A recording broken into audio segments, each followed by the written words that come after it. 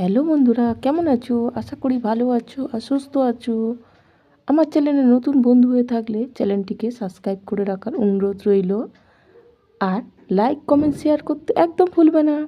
তাহলে চলো আজকে রেসিপিটি বানাই। আজকে তোমরা দেখেই নিয়েছো আমি কি বানাতে চলেছি। আজকে মুরগির গ্লে মেটে আর গলা। রান্নাটা যে যা হবে না, ফাটাফাটি হবে। চলো তাহলে বানাই। প্রথমে ভালো করে কেটে ধুয়ে জল ঝাড়িয়ে রেখেছি। আর এই দিকে আমি রসুন নিয়েছি, পেঁয়াজ নিয়েছি আর লঙ্কা আর আদা। এটাকেই প্রথমে আমি বেটে নেব মিক্সিতে, বা তোমরা শিলনোড়াতেও বেটে নিতে পারো, কোনো ব্যাপার না। এবার আমি আজকে আলু দিয়ে বানাবো। এই দেখো, তার মধ্যে একটা আলু খারাপ বেরিয়েছে। চলো এটাকে সাইড করে রাখি। বাদ বাকিগুলো তোমাদেরকে দেখিয়ে দিই। এই যে এরকম করে ডুমো ডুমো করে আলুটাকে কেটে নিতে হবে। আলুটাকে এক সাইড করে রেখে আমি কড়াটা বসিয়ে দিলাম গরম হতে। ওই 5 চামচ মতো তেল দিয়েছি, 4 থেকে 5 চামচ মতো।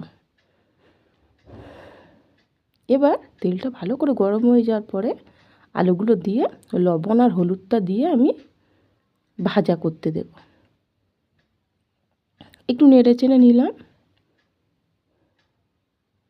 নিয়ে আমি এবার একটু চাপা দিয়ে একটু ভেজে নেব। চাপাটা দিলে একটু সেদ্ধও হয়ে যাবে আর ভাজাটাও ভালো হবে। এই যে ভেজে নিয়েছি, ভেজে এবার তুলে নেব। বেশি লাল লাল করে ভাজতে হবে না, জাস্ট একটু গায়ে রঙটা এলেই নামিয়ে নেবে। এবার ওই তেলের মধ্যে 1 চামচ আমি ফেরও সরিষার তেল দিলাম। দিয়ে একটা শুকনো লঙ্কা দিলাম, তেজপাতা দিয়েছি 2টো টুকরো করে, আর 2টো দারচিনি স্টিক দিয়েছি।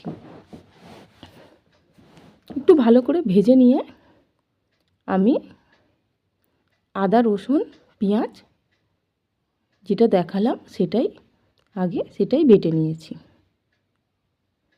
বেটে এবার ভালো করে মশলাটা কষিয়ে নেব। একটু সময় নিয়ে ভেজে নিতে হবে। এবার আমি এই যে হলুদ, লঙ্কা, ঝাল লঙ্কার গুঁড়ো আর একটু কাশ্মীরি লঙ্কার গুঁড়ো 1 চামচ করে দিয়েছি, আর নুনটা পরিমাণ মতো দিয়েছি। অল্প করে দিয়েছি, পরে যদি লাগে আবার দেব, আশা করি লাগবে না। এবার আমি ফেরও ভালো করে মশলাটা কষিয়ে নিচ্ছি, দেখ একদম শুকনো শুকনো করে। এবার এই গিলে মেটে গলাটা দিয়ে দিলাম, দিয়ে ভালো করে কষিয়ে নেব। এই মুরগির গিলে মেটে গলা খেতে কে কে পছন্দ করো আমাকে কিন্তু কমেন্ট করে জানাবে। আমি তো খুবই ভালোবাসি, আর আমাদের বাড়িতে সবাই খেতে পছন্দ করে। এই যে ভালো করে একটু কষিয়ে নিলাম, নিয়ে আমি একটু চাপা দিয়ে দিয়েছিলাম। এই দেখো বন্ধুরা, তেল ছেড়ে দিয়েছে, দেখেছো? ভালো করে কষিয়ে নেবে। এই সময়টা একদম যখন তেল ছেড়ে আসবে তখনই বুঝবে মশলাটা খুব সুন্দরভাবে মাংসের সাথে কষানো হয়ে গেছে।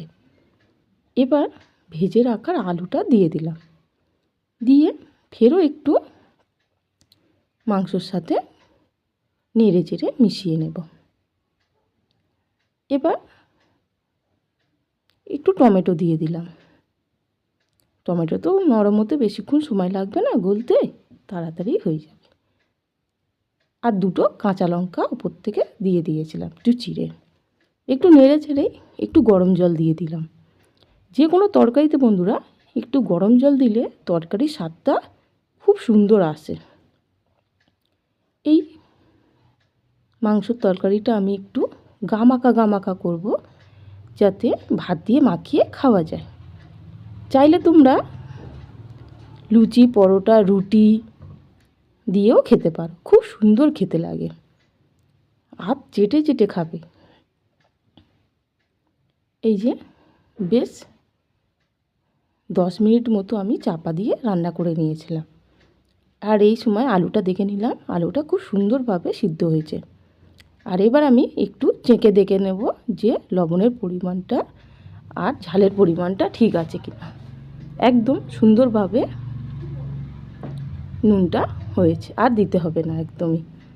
আর ঝোলের ঘনত্বটা এইভাবেই রাখবো, যাতে ভাত দিয়ে মাখিয়ে খাওয়া যায় বা রুটি দিয়ে খাওয়া যায়।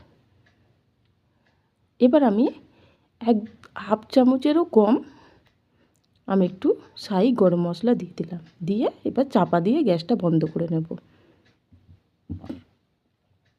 তাহলে বন্ধুরা, কেমন লাগলো আজকের রেসিপিটি? ভালো লেগেছে? ভালো লাগলে বাড়িতে কিন্তু অবশ্যই বানিয়ে খেয়ে দেখবে আর আমাকে কমেন্ট করে জানাবে কেমন লাগলো।